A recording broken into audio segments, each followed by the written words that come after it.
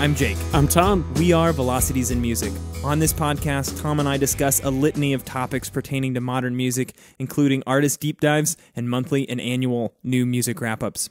I've said litany before if you're keeping track at home. April has ended, and oh boy, was this a crazy month for music. Yeah. Tom and I will break down the April 2017 releases today, as we do each month, with several featured albums, a list of honorable mention releases, and a few albums we recommend avoiding, or just not recommend. Before we get started, you can help support Velocities in Music. Subscribe to Velocities in Music on your favorite podcasting device to automatically get our latest podcast episode sent to your device for your listening pleasure. Want to help Velocities in Music grow? You can. Velocities in Music was founded on the idea of creating an enriching discussion about modern music. Please share Velocities in Music with the music enthusiasts in your life. Together, we can move music discussion forward. April. Yeah. It was huge. Man, not even a 5 Friday month, but there are just a lot of releases. Yeah, and I felt like all of the releases really came out on a couple Fridays, like the first Friday and then just this past Friday. Right. April 28th or something like that. It was nuts. Like all these albums came out on the last day of the month, and it's always hard to wrangle. And I think it's what, May 2nd, 3rd now? Yeah. When we're recording this? Yeah. I've lost track of the days because I've just been doing nothing but preparing for this podcast, listening to all the new music that is coming out.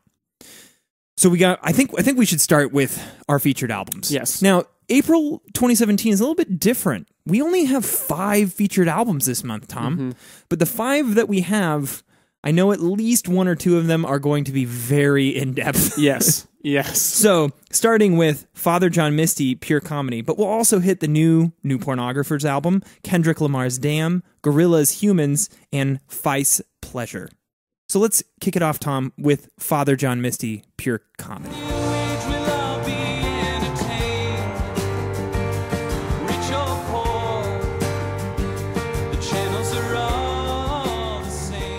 Tom, Yeah. there's an elephant in this room. Where is it? We got to get this elephant out of the room, Tom. Let's do it. I love this album. Yeah. You don't. I don't. All right. I don't like it All that right. much. All right. We're airing our grievances now. Okay. So We setting the disagree. tone. Yeah. A major release, and you and I fully disagree. Now we disagree every now and then, but I think for Not an album by this margin. for an album with this much attention, for us to be this far off, I think is rare. Yes. in our day. Totally So, rare. yeah. Like in Rainbow's level rare. Right, And yeah. that actually, I think, will come back full circle. I think to that probably. comparison. Anyways, we're going to spend some time on Pure Comedy. This is Father John Misty, his third album. Tom, any little background you want to provide people about who Father John Misty, or Josh Tillman, his proper name? You want to give a little background on this guy? Yeah, he's got a very rich musical background going back to late 90s, early 2000s. He's actually mainly a percussionist. He was a drummer for Fleet Foxes. He was also a drummer for Saxon Shore in the early 2000s. I just learned that. Yeah, that's cool. That's interesting.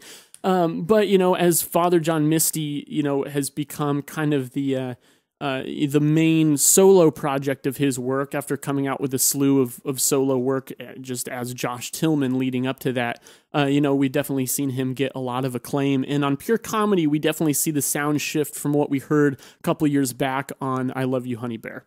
With the knowledge that I like this album, Yeah. and you don't, we're still featuring it. Yeah. So of I course. think that means we recommend it, right? Yeah, I mean, I don't particularly enjoy it, but I'd recommend people listen to it. Okay. It's worth exploring on your own for sure. Okay. I would like permission to just go on a rant. Just do it. Do you want me to Take me on a journey, man? All right, here we go. All right. When I listen to Pure Comedy, I am taken to a different place.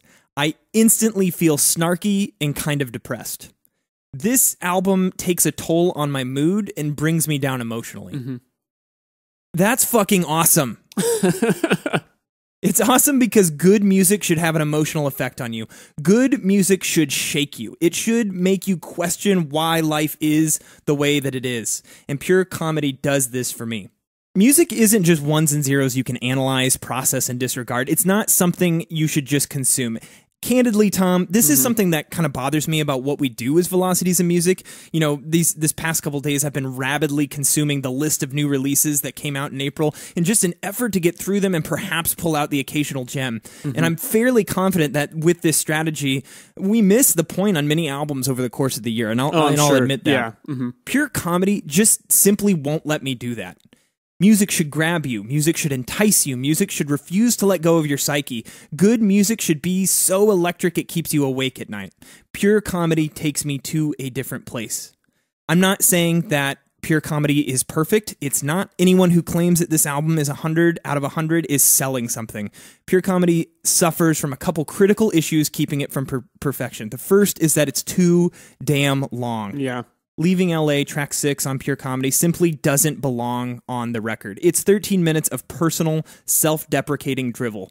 I like it as a statement piece and enjoy parts of the song. I think it should have been released as a B-side or on a separate EP with a couple of additional songs. Also, there are 2 closing tracks on this album. The almost 10-minute long second to the last track, So I'm Growing Old on Magic Mountain, is about 50% synth-driven slow come down, perfect for an album closer. Yeah. But the last proper track in 20 years or so is still 6.5 minutes long, but it returns to the soliloquy style piano ballad focus of Father John Misty's vocal performance of the rest of the album. Both of these tracks could effectively serve as the closing track, but not together. The album, it takes as long to end as Return of the King. If Father John Misty would have just cut Leaving LA and So I'm Growing Old on Magic Mountain, the album would have been 23 minutes shorter, coming in at a total of 51 minutes instead of, 74? Yeah. And that would have been much more reasonable. Plus, he could have released an EP with just those 2 tracks on it, which would have been 23 minutes long, and it would have been a great EP. Yeah, they would have worked well together. Yeah, you remember Kendrick Lamar's Untitled Unmastered from last year? I mean, it was only how many tracks? And it was genius. Yeah. The second thing that really bothers me about Pure Comedy is Josh Tillman is deliberately trying to be as pretentious as possible in his lyrics. I would agree with that. I read something this month that referred to Tillman as a lyrical maximalist, and I would totally have to agree with that. Every single line is saturated in sarcasm so thick you can taste it. He's trying his absolute damnedest to shine the brightest light on the most absurd aspects of 2017 culture, and the songwriting is composed in a way that puts Tillman's lyrics at the very forefront of the mix, since the entire composition orbits around his absolutely beautiful voice performed to perfection. Even if you claim not to care about lyrics in music, Pure Comedy will not let you avoid the lyrics. That's the point. This brings me to my next problem. Is this a concept album? The lyrics seem to describe a universe much like our own, but after some kind of social revolution has occurred, resulting from some catalyst. It's this potential venue which provides Father John Misty with the opportunity to describe and depict everything about society in the world we live in. Pure Comedy plays like a story. Tillman spends the first few tracks of the album painting this lyrical picture for us about what life is like in this parallel universe. That's the genius of it, I guess. We are the ones that connect the lyrics to reality. It's too real, and it hits too close to home. Back to the lyrical maximalism thing, though, sometimes he really falters. Since we consider ourselves music reviewers, Tom, I'm gonna take the bait. I freaking hate that line, the Taylor Swift line, betting Really? Taylor Swift every night in the Oculus Rift. I hate that line.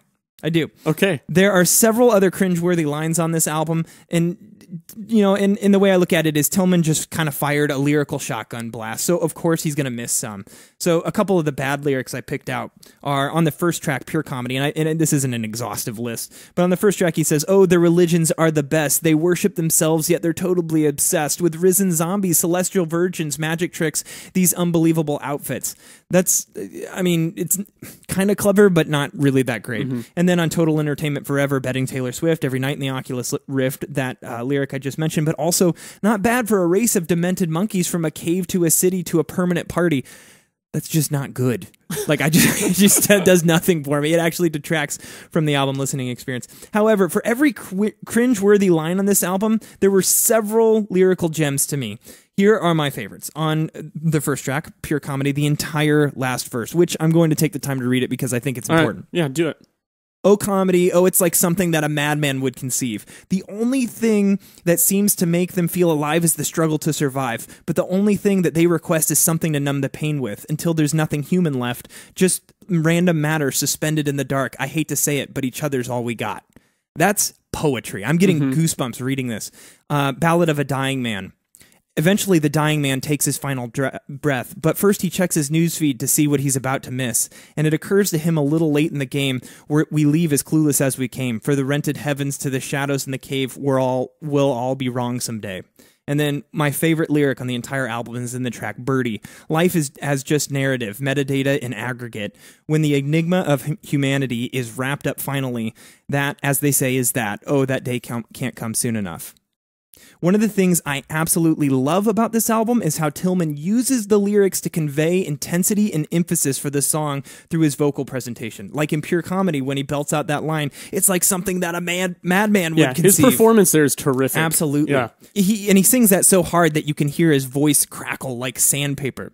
The instrumentation builds up at these moments too, playing off of Tillman's performance, just like jazz musicians playing off of one another. And jazz influences permeate the sound of Pure Comedy. The instrumentals were recorded together, which is why there is such a groove to the music. Jazzy drums, just addicted to the ride cymbal, creative, warm-sounding bass lines, acoustic guitar, classic Elton John-sounding piano, and this album is reeking of Elton John influence, and lots of strings, sometimes a synth to back in the atmosphere. This album is lush, and the performances blow me away. It's all about the dynamic contrast, eloquently controlled through Tillman's knee-buckling vocal performances. It evokes legendary classic rock albums like Elton John's Mad Men Across the Water, or even at times Goodbye Yellow Brick Road. And sometimes I even get a little bit of Pink Floyd and how they use backing choruses in some of the songs to bolster the emotional intensity and dynamic intensity. None of this would come together so well, in my opinion, if this album was not so immaculately produced. Every sound has been slaved over. Everything is mixed perfectly. This is one of the best sounding records I've heard. While we've always said that great albums have killer tracks, total entertainment forever, while having some of the worst lyrics on this record, it is undeniably the best track on the record musically, and one of my favorites of this year. Several others I can't get enough of, such as Pure Comedy, Ballad of a Dying Man, and even Smoochie. While I truly respect the soul-bearing honesty and personal story presented in the track Leaving LA, I mentioned this track earlier, it simply doesn't fit on this album. Musically, it sticks out as the most minimalistic song on the record. It's too long and breaks the album into two halves where it would have been an otherwise cohesive listen. I also think it's super lame of Tillman to call himself out so hard in the middle of his very forward, pretentious magnum opus. That's why the song would have been perfect as a release after the album and on an EP, kind of a self-reflection, self-narrative, get inside Josh Tillman's head adventure. I listened to this behemoth of an album over 10 times. I really, really struggled with it. It was so much to take in. There were things at the beginning that I knew bothered me, but I couldn't put my finger on them. There were things that I loved, but I really couldn't make them out clearly. So I listened again and again and again. Some things I still don't like. Most of the album I love, though. I think it's genius. It speaks to who we are in the first world human race in 2017. It takes me to a different place. It depresses me, and it keeps me up at night. Like good music should. Yeah. Good music should challenge so you. that's where I'm at with Father John Misty. And we've talked a little bit about this, but I wanted to bare my soul for you, Tom. Yeah, I liked it. You made a lot of great points, and honestly, you said a lot of things that I actually agree with. I know. We're still in very different places. I know. We're still offering, as I would say, two wildly different perspectives. Oh, I see what you did there. Bringing it full circle. Ain't nobody praying for me. We'll get to that. So let me air my grievances here, and I'll give you my side of it. So first time I listened to this album, I hated it. I was like, this is just long-winded, repetitive, kind of boring. I remember you messaged me and you said, "What do you think of the new Father John Misty album?" I'm like, I don't want to say anything. And I could kind of tell. I was like, I don't know if he liked it or if he hated it. Right. I didn't want to let you know. Because I just wanted to see what you thought. As I continued to listen to this, I kind of started thinking, this is an album I generally dislike, but there are a few songs I like. What I actually found by the end of it and listening to it today for probably like the fifth or sixth time, right. I'm not up there in listens as you are, Jake. Sure.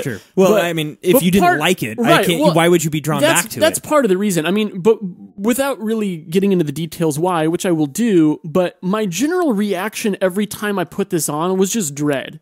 Because it just feels tedious. I'm like, oh God, I gotta slag through this thing, through this 74 minutes of Josh Tillman's, opinion columns for the New York Times. Pretentious drivel. Right. So What I realized by the end of it, though, what I realized today listening to it the last time before sitting here and chatting with you about it, is that it's actually not an album that I dislike most of the tracks and like a few. I actually like most of these tracks. There are only 2 tracks that I really don't like, and that's actually the first track, Pure Comedy, the title track, and this track 6, Leaving LA, the 13-minute track. Which shouldn't be on the album. Yeah, but here's what I realized today, why I think I'm having such an opposite response to this, is because most of my favorite tracks are on the back half. It's track 7 through the end. I actually like every single one of those songs, I realize. I think they have a lot to offer. Where I do, I do get turned off by the lyrics in several places, and I'll get to that in a moment, because I don't like his approach to social commentary. I think he does it, as I joked a moment ago, I feel like he does it like he's writing an opinion column. Yeah. They're just very sharp observations, but there's no metaphorical conceit driving it. He's not creating a kind of narrative. Every now and then he does. I love the part in track 11, the memo, where it gets kind of spacey, and he starts talking like, "Is this the kind of music you usually listen to? I have other artists to recommend." Statements coming from a human that these days we usually get from machines and technology, and then you hear in the background these very human statements being spoken in a very robotic. There's that kind of juxtaposition and almost reversed role playing there. Yeah, I think that's kind of I think it's pretty cool. Yeah, it's pretty damn cool. Here's why I think I like this album less though than I like the individual components as a whole, and that's because by the time you get past Leaving LA and you're like already 35 minutes into the album, maybe, he's already presented most of, I would argue maybe 80 to 90% of the musical ideas that he will present. So while I like the songwriting on the back half of the album a lot better, I'm already sick of the instrumental palette and the sound by the time we get there. I've already heard it. So then the only thing left to focus on is the lyrics, which I feel like are kind of hit or miss. And I would take it even a step further because like I said earlier, everything about the sound is built around Josh Tillman's vocal performance. Yeah. It's loud in the mix, which I think that this style, this Elton John, piano rock opera sort of sound is designed for that. Like it's supposed to be him bearing his soul, really providing a epic vocal performance. So of course you're going to hear the lyrics super loud because they're being presented that way. Right. Yeah. And everything else. I mean, I totally agree with you. The sound, the production, it's lush, it's gorgeous. It sounds exactly how it should sound. And I like that he slips in cool little production things every now and then. On, I believe it's track 10, Two Wildly Different Perspectives. You get those kind of jazzy drums that come just in the right channel and kind of cut out abruptly. Right. I love little things like that. I love that last part of So I'm Growing Old on Magic Mountain where it kind of fades into that ambient synth. Yeah, like half the song. I think that's a beautiful outro to that track. It would have been great on an EP. Yeah. But actually, my favorite track on the album has actually become track 9, Smoochy. Sounds a lot to me like something that would be on Beck's Sea Change. Yeah. It just this. That's really also nice your pet sound. name for me. Yeah, it makes me think of you every time.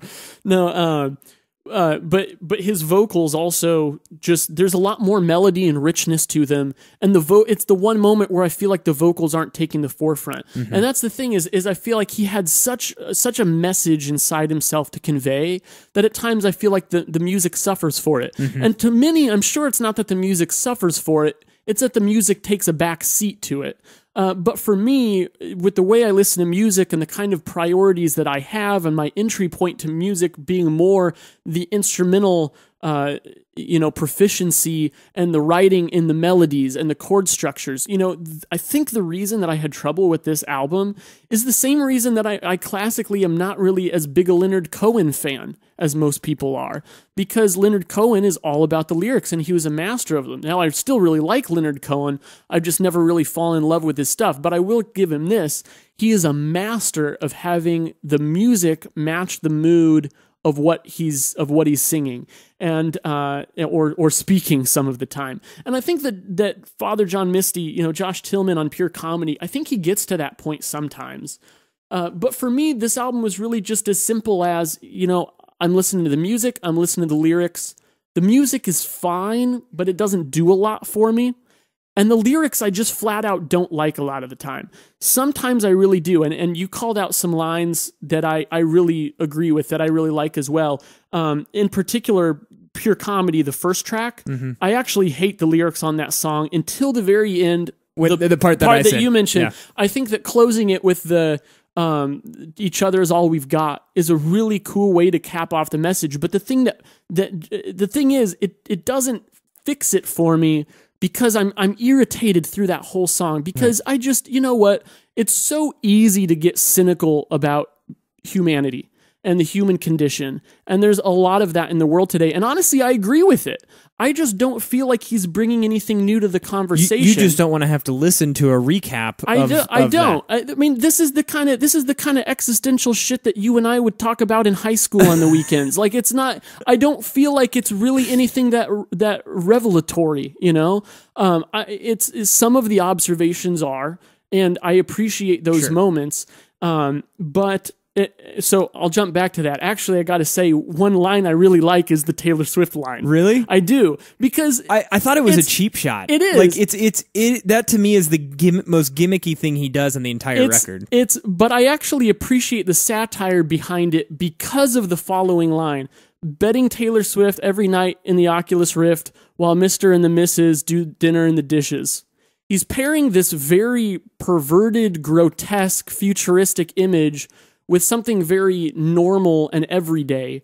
And the point that he's trying to make is, we're at the point in our society where we're getting our jollies off from fantasy world instead of reality, and juxtaposing that with something that's very commonplace. I think he's making the point that that's becoming an everyday thing. Doing these masturbatorial, shallow, perverted things is becoming a part of our everyday existence. And so for that reason, I actually like that line. I think it is kind of gross for sure, but I'll give him this. There's far worse verbs he could have used than betting. That's true. I mean, I'll at least give him that credit, right? That's true. But the thing that bothers me about the lyrics in general on the first track... I read somewhere that he picked Taylor Swift because Swift rhymed with Rift. So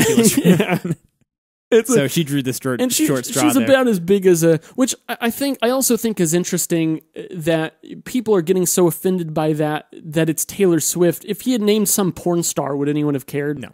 Right. So I actually think that in itself says something about our society. In people's reaction to that line, it says something about our society. And Tom, to me, the same reasons that I think you get frustrated about this album is how I feel it is like really beautiful. It forces you to confront all the just terrible, grotesque, absurd things about our society, and it does so in a way that, like, musically, I think both in the vocal performance and in the instrumentation, which is just I think that sounds like that's where we differ a little bit, because I mean, I can't get enough of the way this album sounds. The music here is just fantastic. And I really respect the ambition. I respect the scope of it and the musicianship. It's just not something I really want to listen to. Real quick, to cap off my thought on the title track, the thing that really rubs me the wrong way about the lyrics there is he's ripping apart humanity and all of our flaws, but he's doing it from a third-person perspective. Like, he doesn't, like, he's not willing to associate himself with it. Like, dude, you're one too. Well, we're all guilty of this. That's where I think that there's some sort of concept here going on, and I think tracks 1 through 5 are kind of like the setup or story setup, like you would see in a sci-fi novel or something like that, where he's setting this world up and he's depicting it to us, but it seems so close to what actual reality is in 2017 that you're like, oh shit, and it comes off as pretentious. That's what I'm saying, and I haven't exactly put my finger on that. I know that this is a concept album, but it's like there's a difference between like Coheed and Cambria concept album and then like what another band would do. Right. So, I don't exactly know where this falls on that spectrum, but to me, just the commentary makes more sense like that, and that's how I think with like certain lines in some of these songs, it kind of does indicate that this is not set in reality. This is set somewhere else. And then I think that this, as an artistic piece makes sense. I mean, that's what art does. Art reflects back society on you. One of my favorite artists is the graffiti artist Banksy, and all Banksy's doing is literally cutting out stencils and spray painting things on buildings. But what's beautiful about it is A, it's illegal and he's taking a huge risk at doing this, and B, it's usually pointed back at society itself, and it holds up a mirror. It holds up a mirror. It holds up a mirror, and I think pure comedy holds up a mirror. Yeah. And it makes me go, and that's where I say, like, it takes me to a different place. It makes me, I mean, I when I listen to this, I am devastated. And like my mood changes. I don't like listening to this, but I love listening to it because I like confronting. I don't like things like pushing things out of my mind. Like, you know me, Tom. Like I'm a very forward person, and I don't let things kind of slide under the rug. And part of the reason I don't like it is because by the end is because actually of how unaffected I am while I'm listening to it. And 74. So maybe I have a soul. That very well could be. I'm just kidding. Kidding. I mean, I am a redhead. let's face it. The rumors are true. But I mean, 74 minutes of a rather unaffecting musical experience, you can understand why I feel it's kind of tedious. Absolutely. Because even where I agree with his points, I would rather get that through reading a book or having a conversation with a friend. That's not what I listen to music for. And while that doesn't mean I want lyrics to be garbage, I like it when people write meaningful lyrics, but I want them to play a supporting role. That's how I listen to music. So it makes sense that I wouldn't like this as much as a lot of people. Absolutely. And I also think it's just really cool that somebody released an album that makes us say all this stuff. Yeah. That makes us question, like, why do we actually listen to music? I love anything that can get this conversation going. Right. You have to tip your hat to. Right. And I do. I just don't want to listen to it again. And I probably will. Like, I want to get this on vinyl and listen to it on the regular. So, you know what I would ask you, Tom, just to give people, we don't normally do scores in this, but I've kind of been hankering to get the scores back into this a little bit. What would you give this if you have to give this score? I came up on it a little bit today, just being able to acknowledge and pinpoint where my problems are, and especially looking at this and seeing, I do like a number of these tracks. I just think that the sum of its parts is actually less. So I would give this, around a 70. Okay. I'd give this like a low 70s probably. All right. I've also come up on it since that time where I told you what score I was going to give it. Yeah. I'm like 88 to 90, somewhere in there. So we'll just go 89. And I think a lot of people are. So, yeah, and that's with some pretty glaring flaws. Pretty glaring flaws, I would say. But I wish that more people were taking risks like this. Yeah, because this is a high risk, high reward album. Absolutely. As you mentioned, Josh Tillman expected it to be polarizing, and I love the cojones it takes for an artist to do something risky like that, because too many artists are playing it safe, I think.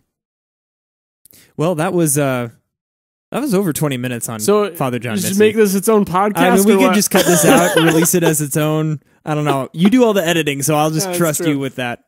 Our next album, our second album in the podcast, is Damn by Kendrick Lamar. I feel like friends been overrated. I feel like the family been faking. I feel like the feelings are changing. Feel like my daughter compromised and jaded. Feel like you want to school and that's how I made it. Feel like I ain't feeling you all. Are we going to spend a half an hour on this one too? I don't think so. Okay. But this is a damn good album. It's damn good. Damn good. I think we agree on this one. Yeah, we do. This one, when I first off, Kendrick Lamar is just one of my favorite artists out today. He's now being called the Radiohead of hip hop. Really? And why? Like, I think because he reinvents himself on every album, and every album is so that's good. Fair. Yeah, that's fair. And kind of defines the genre as he does it. And so it makes perfect sense why you and I would like him. Yeah. Who are the biggest Radiohead fans on the internet. Well, let me say too, one thing I love about Kendrick Lamar is the rate at which he's releasing music. This is his third album in 3 years, 2015, 16, and 17. And I was listening to Elvis Costello the other day, thinking about just the slew of albums he put out from like 77 to like 86, hardly missing a year. And like, what artists are doing that these days, releasing music so frequently? And Kendrick Lamar is one of the only ones who's kept up the frequency and the quality, and still, as you said, allowing himself to be reinvented. Damn, to me, sounds a lot closer to modern hip hop. Yeah. There's a lot more of just like the kind of like club approach to the production. Not that the songs are like dancey, but you just have the bigger beats, you have the more electronic tinges instead of the more jazz leanings that we heard on his last couple albums. Which he sprinkles in there still a little bit. He does, a little bit. But it's not, it's like on, especially on To Pimp a Butterfly, I mean, that album was pretty avant-garde. Like, it was all over the place. This one is much more of a cohesive hip-hop, traditional hip-hop sound. True. But still, where I think a lot of hip-hop nowadays is very overproduced, and, you know, hip-hop is supposed to, like, I was reading something about cassettes, because, you know, I'm into vinyl now, and after many years of avoiding it, and now cassettes are getting popular, and I don't get it, so I'm like kind of reading up on why cassettes are getting popular, and one of the things I read was a Discogs blog post said that that one of the reasons why cassettes are getting popular is they're great for hip hop. It actually like makes the sound kind of cheap and homemade. Harkens back to that boombox era of the 80s. And I feel like on Damn, Kendrick Lamar's production, especially that traditional hip-hop sound, the beats and the production on some of those songs are much, they're not overdone. It's not this huge produced effect. It's very just like middle of the road, and I think it works especially well. Yeah, he makes the sound work really well. It's really just modern hip-hop done right. It shows that there's a lot of value in this sound palette if people use it right, because he puts these songs together so artistically. There's still a lot of different sections and movements within these tracks, particularly on like near the end of the album where you have like the track XXX featuring U2 as well as Fear. But one thing, what really puts this album over the edge for me and really makes me love it is the conceptual nature of it. It's not necessarily a strict narrative, you know, kind of similar to Pimp a Butterfly in that sense. But, you know, all these songs are just like one-word titles, yet every single one of these song titles he mentions in multiple songs. Right. And it ties all these concepts together, and it makes the track titles so relevant and so poignant to the album listening experience that it ties those together, and I just think that's brilliant. It absolutely is. I agree with you, and when I realized that, it was when I went from like, yeah, this is pretty good, like the upper 70s to like mid 80s, like this is freaking awesome. This is one of the best hip-hop albums that's been released, well, since the last Kendrick Lamar album. So one of the things I will say, Needy, that I think Kendrick Lamar just really showcases on this album is his incredible hip-hop delivery. Yeah. And particularly on the first proper track on the album, DNA, which is track 2, and then track 4, Element. I mean, his not only his rhymes, which I think his lyrics are fantastic, and his craft and how he sculpts the lines are I mean, that's an art, and I appreciate that. But the just rapid fire delivery that yet has such a cadence to it that it works with the beats and the music so well that it all kind of comes together in this one serendipitous sort of hip hop sound that only Kendrick Lamar could pull off. Our next featured album is another hip hop album. I mean, I would classify this as hip hop. I mean, how can you not? But I'll get to that. Gorillaz, Humanz. We achieve, just believe it's the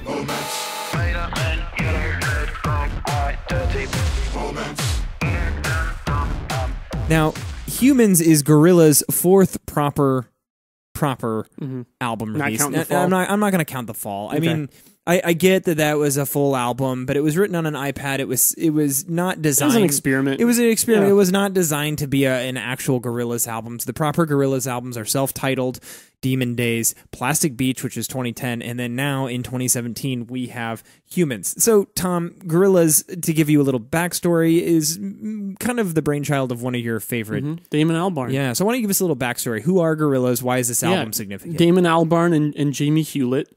And they, got together around 2000. Really, actually, a lot of the collaboration started from Damon working on the Deltron 3030 album with Del the Funky Homo Sapien and Dan the Automator. I think he was living with Jamie Hewlett at the time. Yeah, and so then they created this fictional band, and they made the self-titled album, which did extremely well, which is kind of bizarre because it's a strange little album. Yeah, it did well in the States where Blur had never really been that popular, right? So it's been interesting to see how this band has grown and changed in the context even of Damon Albarn's other projects, because he always keeps coming back to Gorillaz, even if it's a long time between albums, and their sound always evolves, and yet somehow there's still this like cohesive mythology around the group, and I think that's really cool. Now, I had read that Albarn and Hewlett had some sort of falling out after Plastic Beach was released, and Gorillaz was done. They weren't going to do anything again.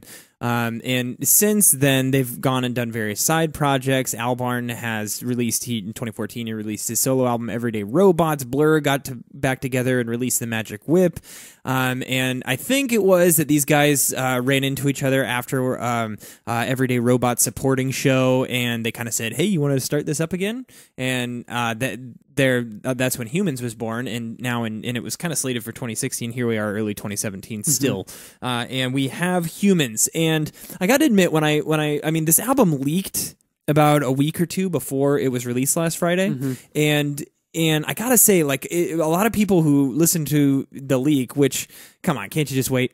They said they didn't like it at first, and then I read somebody on Facebook that had leaked, or that had listened to the leak, and they said, oh, after the second listen, they come up on a little bit and whatnot.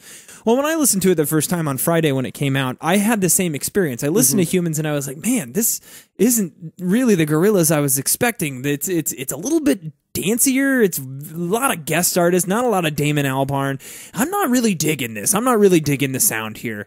And I gotta say, I've totally changed my tune on this album. I cannot stop listening to it. I'm in that addicted phase right now where I'm like, give me more Humanz. They kind of, give me more Humanz. Are you eating them or something? Anyway. Ain't nobody praying for me. They really kind of pulled a Plastic Beach on me to an extent. Because I remember hating Plastic Beach at first, and I ended up loving it. Yeah, me too. I don't see myself loving this quite as much as Plastic Beach. I just don't think it's quite as memorable. I have two big gripes about this album that I had from the first time I listened to it. Now, I've come up from there because I've just found that I like a lot of these tracks. They're very well done, but I don't feel like there's enough Damon presence on here. Yeah. And when he is singing, his vocals are kind of murky. They're kind of hushed, obscured in the mix. They're more supplementary. Right. And so this really feels like a collage of guest artists. And the guest artists are pretty solid. Yeah, I thought the guest spots are exceptional. My favorite in particular being Grace Jones on Charger. Yeah. I love that song. Can't get enough of that. They brought De La Soul back again and did an awesome job. And also Vince Staples on track 2, Ascension, I thought did great. Yeah. Those are some of my favorite tracks as well. But my other problem with this is, and this is the one thing holding it back from reaching the level of enjoyment that I get from the other Gorillaz albums, is that I just don't feel like it establishes quite enough of a unique identity. I think that this fits really well into the mainstream hip-hop world of 2017, and is in fact probably better than a lot of hip-hop coming out today. But I feel like its production style and approach is so similar that it doesn't quite feel like a Gorillaz album.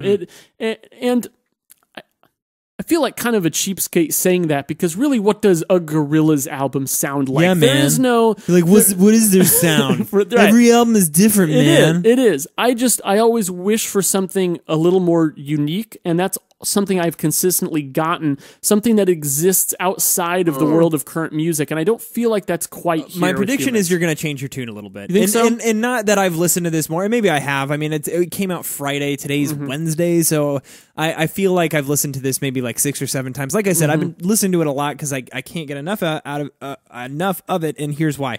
I get a lot of like soul and techno influence, which are two genres that I haven't heard mixed together a lot, so I think that that's kind of cool. But I think that this album is obsessed with beats that drive so hard they pound in your chest, and for that reason, I find that I appreciate this album a lot more when I just crank it up really loud. It's the Disturbed graph, Tom. It's Way back to that. Yes. The beats and production are composed in a way that makes this sound incredibly dancey, and I can't help but dance and get into these songs. And one thing that I would say is I have a number of favorite tracks on this album, and I would say that I favor the front half of this to the back half. And I got to talk about album structure a little bit. Everyone who's listening to this podcast knows Jake is huge on album structure and in that fluid album listen. I think that this album flows well, and it's actually structured to be kind of it's structured in a way like several hip hops before. I get a strong Outkast vibe from it. Yeah. Especially like how Outkast, Tom, you pointed out that they use the little they do the break and and here we have these little intro tracks or interlude tracks in between sections of the record. But my favorite tracks on this record are track 2, Ascension. My absolute favorite track is track 4, Saturn Bars. Track 5, Moments, the De La Soul track, and then later on the record, Andromeda. But after that, Carnival is really the only track on the back half of the album that I really love. I appreciate the back half of the album. Definitely prefer the front. Yeah, and I think agree. that the album kind of shifts right around track 11, Busted in Blue, which is this very electronic, synthy, almost like Damon. It's a Damon Albarn feature song. It's its most prominent song on the record, but it's kind of a downer. Busted in Blue is a good name for it, and it could have been on Everyday Robots. Yeah, and I actually wish there were some more songs like that, not necessarily as lethargic, but more lush. That's something I don't. I wish there was more songs like Rhinestone Eyes. Yeah. Because Rhinestone Eyes, I think, is just the best Gorillaz song that's been released to date. I'm gonna come out and say that. Okay. But I wish there was more moments like that. But this was such a depressing that it had to be the fulcrum of the album, and that's exactly how they set it up. But think back to Rhinestone Eyes. There's still a lushness to it. It's still upbeat. It's still bouncy. Right. But there's still just this big warmth to it, which I don't they're really on get the here. beach. Right. And here, I feel like that would be a little antithetical to the whole point of this, which this is, you pointed out, by far their danciest album. I would also say it's their darkest, which is an interesting combination because you don't typically think of dance music as being very dark. Demon Days is pretty dark. It's pretty dark in concept. I feel like we might want to do a Gorillaz deep dive. Yeah, we probably do need to. Demon Days is pretty dark in concept, but a lot of the sounds used are still kind of bright and colorful. Musically, this is their darkest. Right. Our next featured album from April of 2017 is an album called Whiteout Conditions from the New Pornographers. For fear of fighting it for fear of stopping the show. I know you to get this right. So Whiteout Conditions is the 7th studio album from the New Pornographers, their first since 2014, which was Brill Bruisers, which I don't remember being that big of a fan of. Yeah. New Pornographers, just a little history. If you've heard of Nico Case, Carl Newman, Dan Behar, that's who these guys are. Now, on their 7th record, Whiteout Conditions, which we're going to talk about here, I got to point out that this is their first where they don't have their typical drummer Kurt Dale or Dan Behar. And Dan Behar had a pretty significant presence in New Pornographers. I missed him on this album. I did too a little bit, but it still ended up really good. It did, and I think that to me, the reason why I still like this album, even though Dan Behar isn't there, is that he was always the change-up guy. Yeah, he's kind of a wild card. Yeah. Like his songs always thrown in there, like they fit with everything else, but somehow you got the impression that like Nico Case and AC Newman were just kind of standing on the side like, what the hell is this guy doing? What's this guy? He's drunk. He's drinking his whiskey. Yeah, that's right. Classic Destroyer fashion. Yeah. That's a throwback reference right there. That is a throwback. I'd consider this a return to form for the New Pornographers, as I wasn't the biggest fan of their last couple albums, like I said. Whiteout Conditions is driving and poppy, and it holds a dash of punk edge in the songwriting. The lyrics are as heady and crafted as the electric version in Twin Cinema days, and the performance in the various vocals and instrumental parts matches that. As with almost every New Pornographers album, each track operates as an independent entity rather than a focused listening experience, but that's okay when each song is this good. If one thing could be improved on this record, I would have asked for more dynamic contrast between the verses and the choruses. The driving beats have a tendency to make a lot of this like one dynamic intensity, but overall, I thought this was a really solid effort. All right, our last featured album for April 2017 is Pleasure by Feist.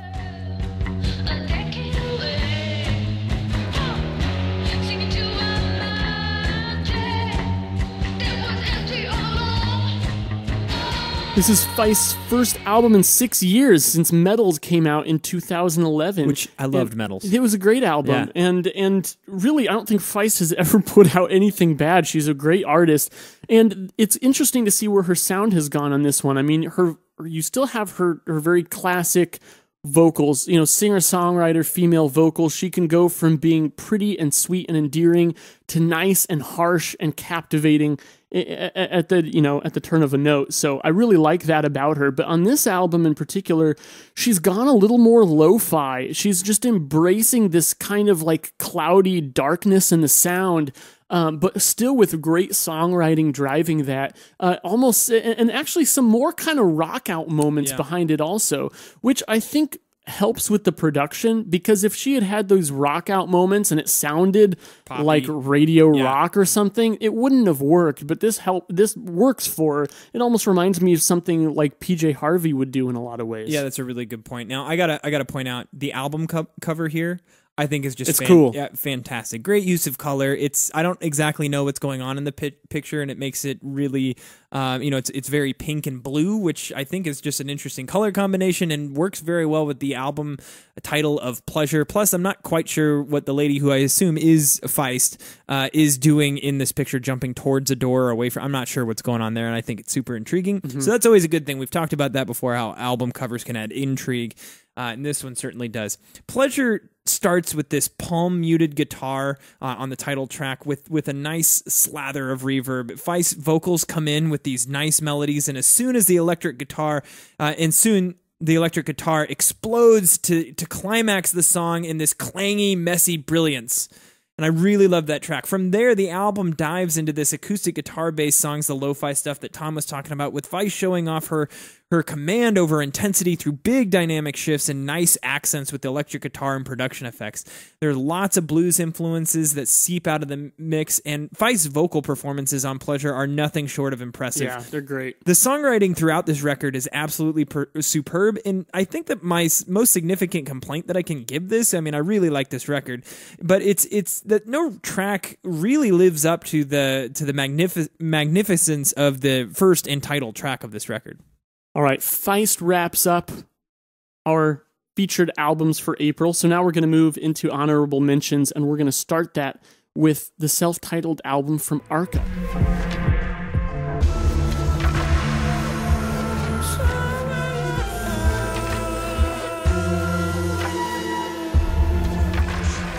Coming off of Arca's Mutant, which is an album that Jake and I liked a lot. You actually got me liking it a lot more than I initially did, Jake. Yeah. Electronica artist, producer, Arca comes out with their self-titled album, and he really changes things up. He takes a step back from that relentless blast beat of Mutant and lets his vocals shine. Now, don't get me wrong, the instrumentals still play like ear candy, but the result is an album that sounds very heartfelt and personal rather than just, gripping textured electronica.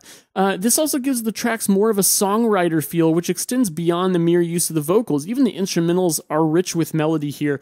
I thought this was maybe not quite as good as his previous one, but I like the direction that he's taking his music in. Our next honorable mention is Wire with their new record Silver/Lead. Hoping for heaven, I settle for hell. Blame hard for the fishes, it's hard to pretend. Wire is a band that's been around for a little while. They're English punk, post-punk band. I've listened to a few of their albums over the years, and I would classify Silver/Lead as this is kind of your traditional modern age Wire sound, but it's very well done. The whole sound has this vibe of lethargy, derived from the syncopated, not too fast yet not too slow beats and the delayed/reverbed electric guitars. Plus, the male vocalist doesn't have much edge to his voice, though overall, I think he has a really good tone. I think the songwriting on this album is subtle yet strong, similar to bands like Yola Tango. This is really about mood and atmosphere more so than edge or statement. And if that's what you are into, you will probably like this album. Next, we have the new Guided by Voices double album, August by Cake.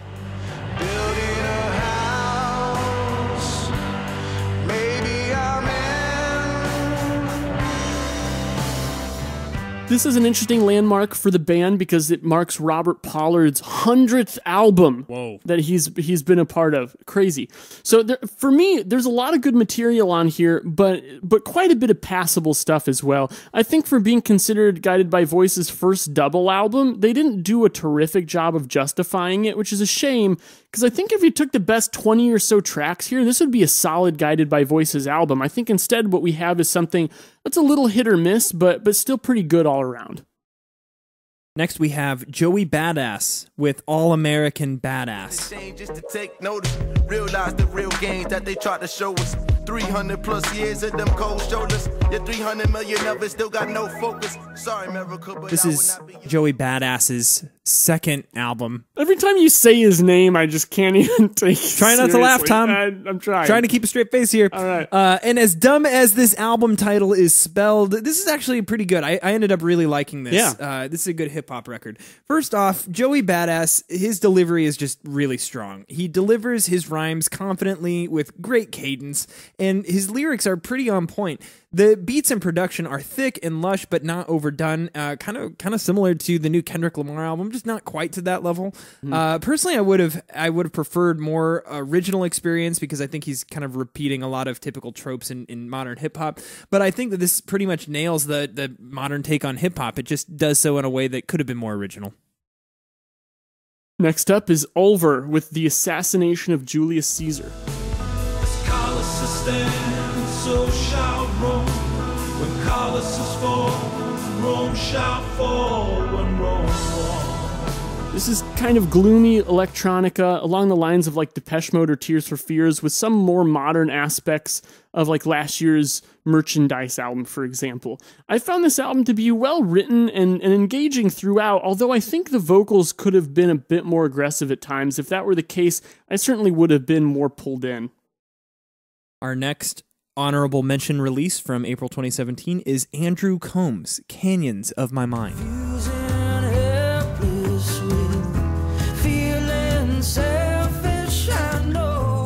This is classified as country, but really is more of an indie singer-songwriter sound with some country influences. You got acoustic guitar backed by strings and country-esque male vocals, which is probably where the country comes from, with an occasional steel guitar. I found this to be very enjoyable, but the songwriting isn't really unique or overly impressive. It's just solid. Next up is Yorkston Thorne Khan with, do my best here, Jake, Neuk, White Delhi All-Stars. Nobody cares and nobody worries. You're just a blank. This is an intriguing and seamless blend of James Yorkston's Scottish folk with the Eastern Indian music and influences of his collaborators on this album. The closest comparison I can make is sometimes some of these sounds reminded me of like Badly Drawn Boy, an artist that if you're not familiar with, I'd highly recommend. I'm admittedly more drawn in by the unique combination of styles than I am the songwriting, but the songs are definitely good enough for me to come back. I'd really recommend this one. Next, we have the 5th studio album from the synth pop band Future Islands. This album is called The Far Field.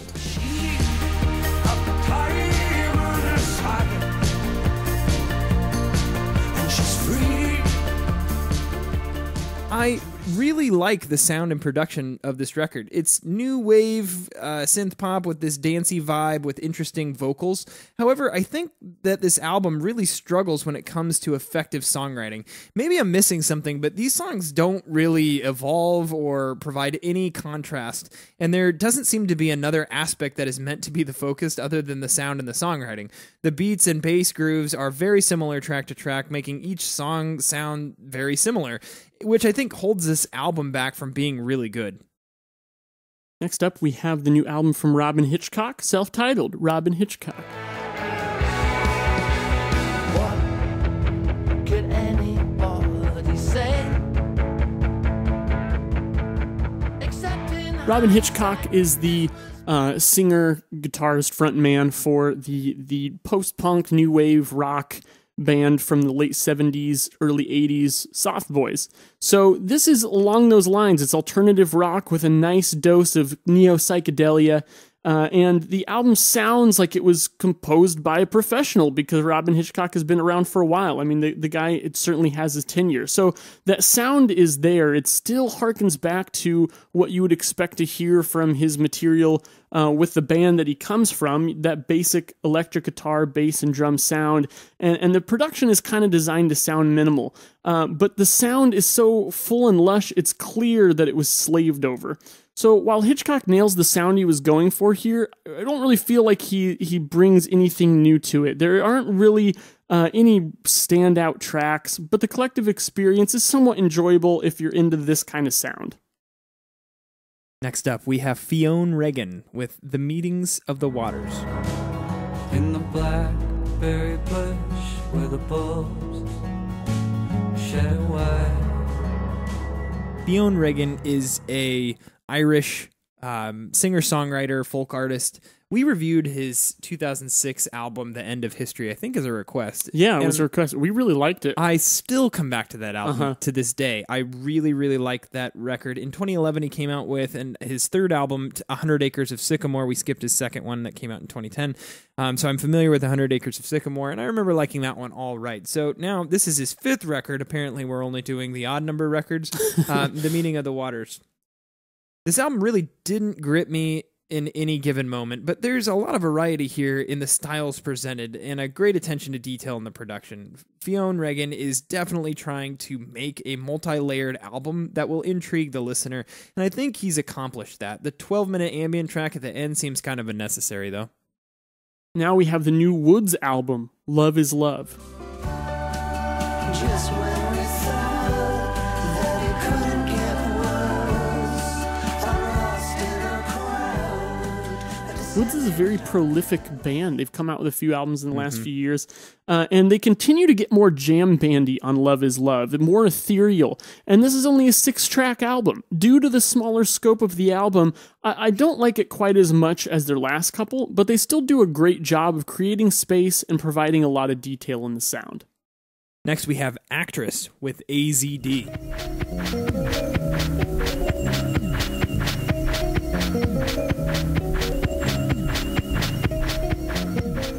This one's getting some love out there from the music blogosphere. This is ambient, experimental electronica music that edges towards techno with its obsession for rhythm and beats. Lots of samples and repeated electronic melody lines. Solid production, the beats sound thick, and there is tons of space in the mix. I honestly really enjoyed this overall, but I will say it didn't blow me away. Next album is Risk to Exist by Maximo Park. What equals love? 'Cause I forgot the equation. Maximo Park is a British group from the first decade of the 2000s, kind of with that whole post-punk revival that was happening over there with bands like the Future Heads and Franz Ferdinand. I feel like they kind of got overlooked in America slightly, but put out some good albums. On Risk to Exist, they've continued to delve into the poppier side of the pop rock world, and while stylistically I don't really enjoy that direction, there were some hooks on this album, on some of these tracks, that I found myself really digging. I wish the vocalist still had some of the edge in his voice that brought energy to their early work, and that the guitars were equally gritty, but this was actually a lot better than I expected it to be. Next up, we have Timbre with Sincerely Future Pollution. Faking it to make it, never give, but take it, building trust through kindness. I'm going to come out and say that I liked this more than you, Tom. Yeah, I see that. By the fact that I wrote a paragraph on this one. Right. But I will say this. I have not actually listened to this band before, but my understanding is that this might be a little bit different of a sound, but I'm not sure. I interpreted this as fairly minimalistic post-punk presented through a combination of reverbed electric guitar, bass and drums with electronic flourishes and melodies in there. These guys are clearly drawing influence from Talking Heads, but from a more modern perspective, I think they sound a lot closer to Beach House. I like that Timbre are willing to let these songs blow out and develop in lengthy, jammier pieces after a structured verse and chorus. The mood here is really key. Everything is cold and contorted to sound like an 80s post-apocalyptical prediction set to score. On second listen, I found so much more detail to the sound and songwriting than on first listen, and I noticed that they play with several different genres while still maintaining a cohesive sound. Not an easy thing to do. Overall, this was an interesting and detailed listen, and if given the time, I think that a lot of people would like it, so I'd recommend it. Next up is the Black Angels with Death Song.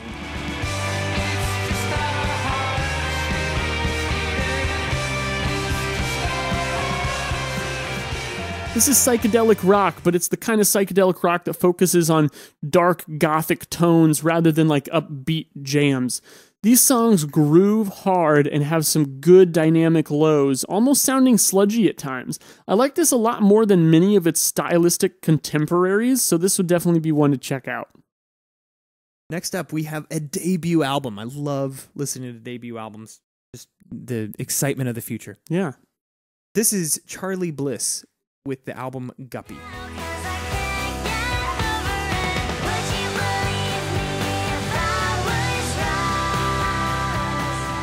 Charly Bliss is classified as like a power pop band, but I would say this is 90s alt-rock throwback sound along the lines of Speedy Ortiz or even Diet Sig. The female vocalist has this very high-pitched voice that will probably bother some listeners, and I think I fit into that group a little bit, but I think it helped provide some twee authenticity and worked well with the lyrics. And I would say that Charly Bliss has this X factor. Their songs really aren't that original, but damn, do they sell it well through just very, very compelling performances. These songs are performed with such enthusiasm that the energy just seems to burst through the speakers. And one thing I have to say is this is a 10-song album and it's only 29 minutes long. It's kind of more of an EP than an album, but I get why they released it as it is. So it's a pretty intriguing debut. Next up is a self-titled album from Tara Jane O'Neill.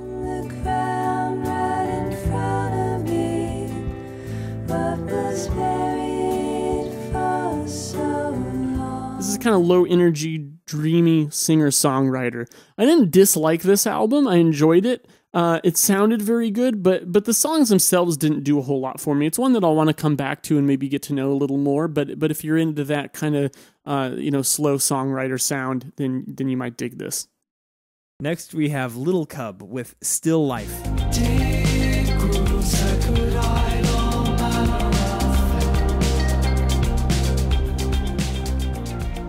This is electronic pop, but the good kind, like recent Hot Chip and the No Twist. Little Cub focuses on beat-based dance music with thick synths and full-sounding layered male vocals that focus on conveying melody and lyrics, which walk the line between cliche and clever in a way that isn't over the top. The mood is the focus of the sound, and that makes me enjoy this more than I thought I would when I first put it on. Several of these songs really hit that perfect spot of dancey, melodic, and moody, which so few artists are actually able to do. I find myself head bobbing to a lot of these tracks. The main issue I have with this album is the front half is just significantly stronger than the back half, which seems to kind of drag on and on. Next up, we have the new album from Willie Nelson, God's Problem Child. Well, I woke up still not dead again today. The internet said I had passed away. Willie Nelson in his mid-80s and still kicking it. You gotta love that. The general sound of this album is terrific. The guitar, piano, bass, and drums are all smooth and spacious and just produced to perfection.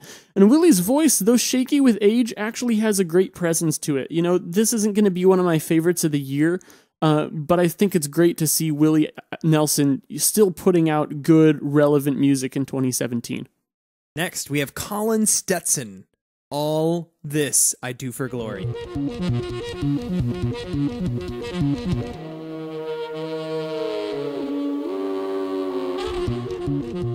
The name like Colin Stetson, you name your albums, All This I Do for Glory. This is ambient avant-garde jazz. You have strong rhythms looped over and over with saxophone and other instruments free-form improvising over the top. Some airy, Radiohead-esque backing vocals at times that give this nice atmosphere. This sound is really interesting and I'm digging it. Next up, we have the new album from Mew, Visuals.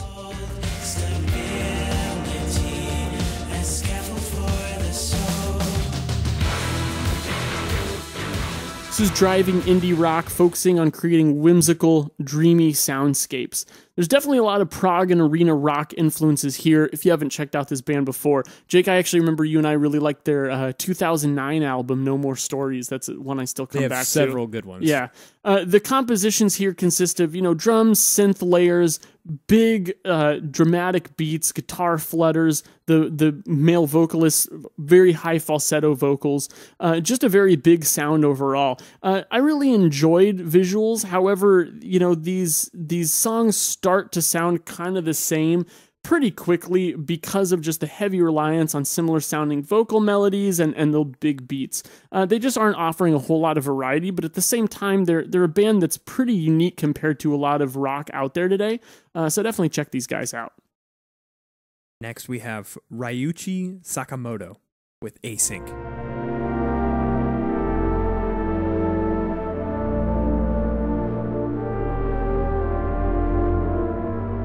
This is ambient electronica or drone.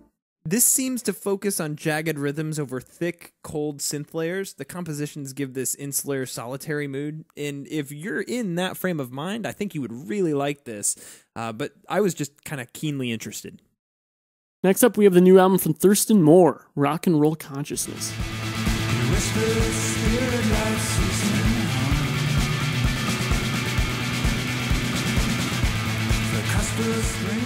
These songs are huge, with 2 of the 5 tracks at over 10 minutes, and the length is really deserved because this is the style of brooding noise rock that needs space and times for the ideas to properly form, develop, and build. These songs are built around a steady drum beat and bass groove, with constantly strummed electric guitar forming the main foundation of the sound, just that washy electric lead guitar cascading on top of everything else, with Thurston Moore's classic vocals pumping out of the mix from time to time.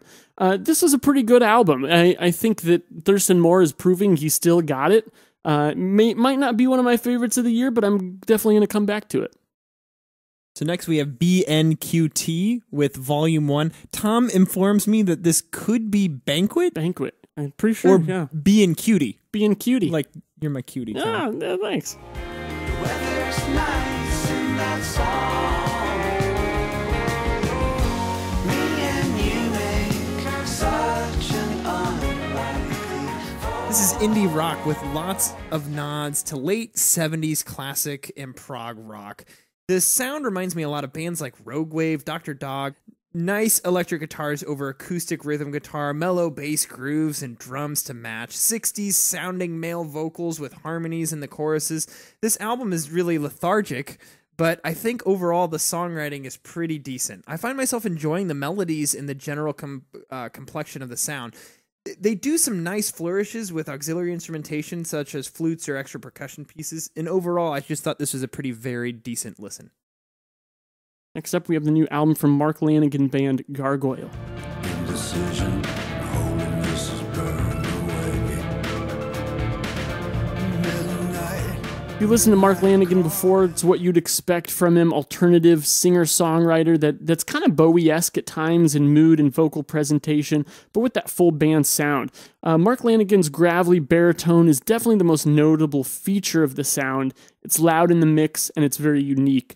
The compositions are decently diverse, but usually around the standard setup of electric guitar, bass, drums, and vocals. Occasionally, they throw in some acoustic guitar, synths, piano accents to change things up a bit.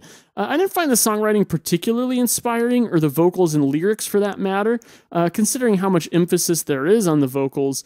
However, the production and the album as a whole is really darn good. Everything sounds full and spacious. Next, we have Sylvan Esso with What Now?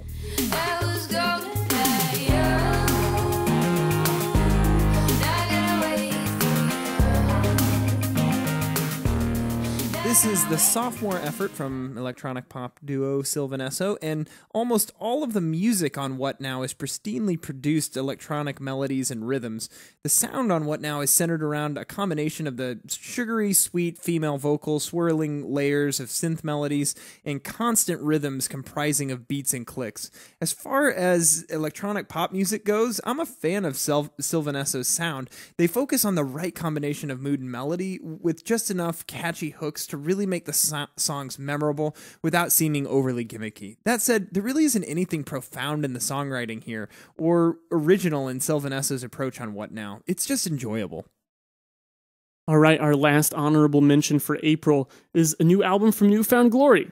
Surprise album from them, Makes Me Sick.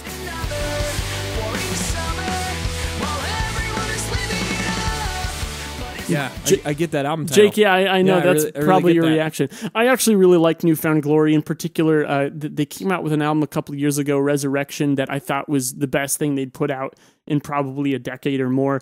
Just kind of a fun pop rock, pop punk band. And Makes Me Sick, I don't think is one of their better albums, but I thought it was pretty enjoyable. Just what you'd expect from them, good, catchy, kind of pop rock vocals with some great guitar riffs in there. Not quite as heavy and a little more poppy than their previous album, but pretty decent.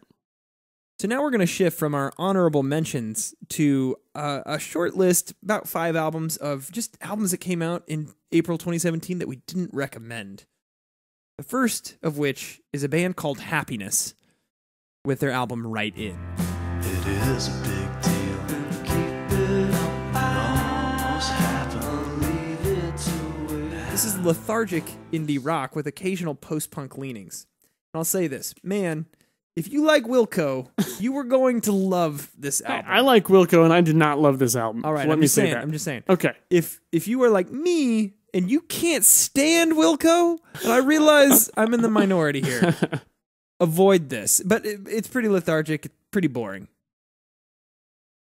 Our next not recommended album is a new album from Little Dragon, Season High.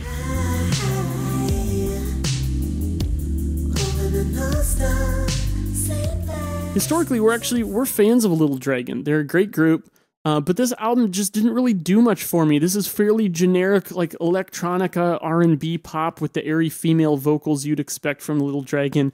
The emphasis is squarely on the production, which combines the thick beats with electronic layers, synth, usually a low-pitch kind of background melody driving it, and a cooler, higher lead melody. This is just pretty vapid in the content and idea department, though, and that's not what this is about. This record was designed to be a chill out, relax kind of record, and enjoy it face value, but we're just not really digging that. I thought this was kind of a miss. Our next not recommended album from April 2017 was Diet Sig, Swear I'm Good at This.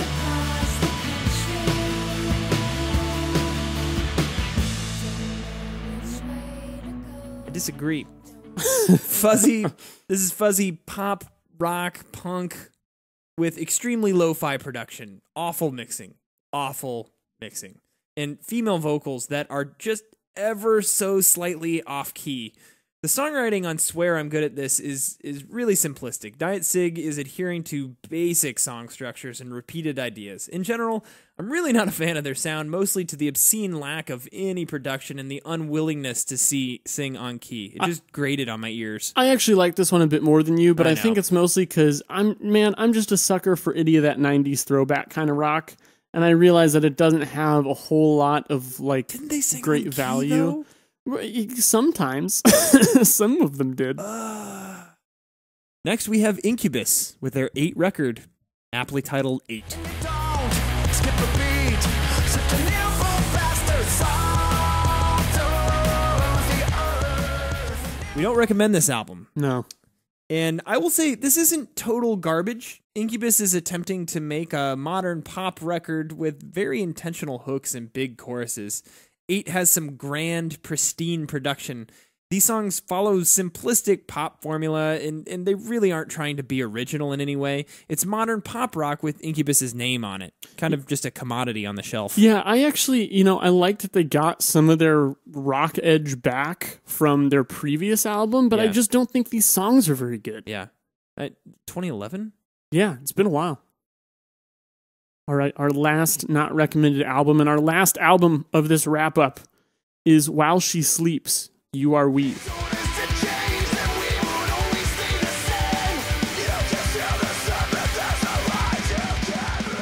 Listen, this is purely a genre thing for me. I hate this style of quote-unquote metal. It just sounds like pretty boy frat metal to me. Honestly, I'd rather take some good old butt rock new metal over this, because at least those bands aren't trying to convince you that they're metal when they know that they're not. I realize this is just a genre bias thing for people who dig this kind of sound. I hear that this is supposedly pretty good, but it immediately turned me off, and I just could not get through it. Tom, this was a huge month. Whew, yeah. A lot of music, a lot of albums that took time to really understand and get into. We only featured 5 albums in that list, and obviously we spent a ton of time talking about them. Yeah. Probably more time than any other time we've done one of these wrap ups. And I'd be curious, you listeners out there, if you like that format where we really dove into, like Father John Misty or the new Gorillaz albums. Obviously, those albums lent for us to really dive into. But if you like that longer format for the featured, let us know, because we'll maybe try to work that in. Feels like the more. old days a little bit. It does. It kind of feels like Yeah. we did 5 old day reviews and then did the wrap up podcast on top of that. Interesting kind of change up we didn't expect. Really curious to your guys' feedback. Also, I really want to know who agrees with Tom about pure comedy. We're getting votes together. And who agrees with me about pure comedy? Listen, I know I'm going to lose this one. I know it. I don't know if you will, actually. I don't know. A lot of people I've talked to about Father John Misty's pure comedy have actually said a lot of similar things. They just think the lyrics are pretentious. They can't get into it. Maybe they're just afraid to speak up because they're going to get shushed by all the Trump voters of music. Right.